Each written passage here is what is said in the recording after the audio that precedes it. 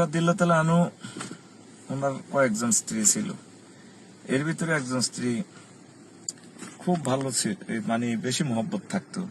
কোথায় সফরে গেলে ওই ওয়াইফ গেটের বাইরে এসে হাত নেড়ে ওনাকে ফেয়ারওয়েল জানাতেন।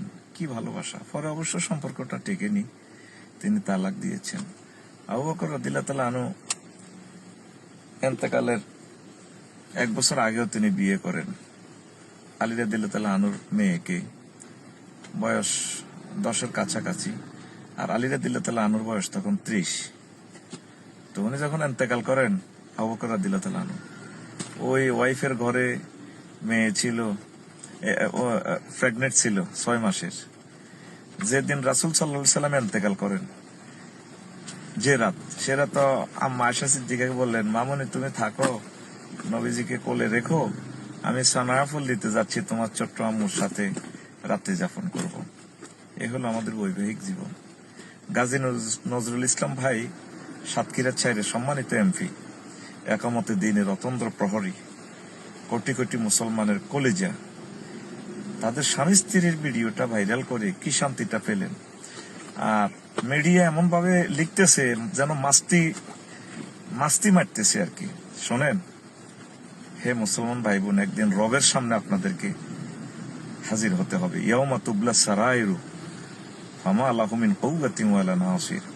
যেদিন তোমাদের ভিডিও আমি ভাইরাল করব আমার ট্রাইব্যুনালে, তোমাদের কোনো শক্তি থাকবে না, কোনো সাহায্যকারী থাকবে না। কেউ বলেন ওনার নাতনির বয়স, বিয়েতে নাতনি, মায়ের বয়স, বোনের বয়স দিয়ে কি হবে? বিয়ে হচ্ছে একটা পরম বন্ধুত্ব, এটা আল্লাহ এবং রাসূল সাল্লাল্লাহু আলাইহি সাল্লামের পক্ষ থেকে একটা গিফট মানব জাতির জন্য। এইভাবে বিবাহিত জীবনের এই অন্তরঙ্গ মুহূর্তগুলো ভাইরাল করে প্রতিটা ভালো মানুষও বেপরোয়া হয়ে যাবে। উচিত হচ্ছে আমার গাজী নজরুল ইসলাম ভাই আরো 2টি বিয়ে করা। হালাল জিনিস, এটাতে কোনো শরম নেই। আরশের রব এই পৃথিবীতে 1000 কোটি মানুষের সামনে আমার ভাইকে অপমান করা হচ্ছে, তুমি সব দেখতে পাচ্ছ।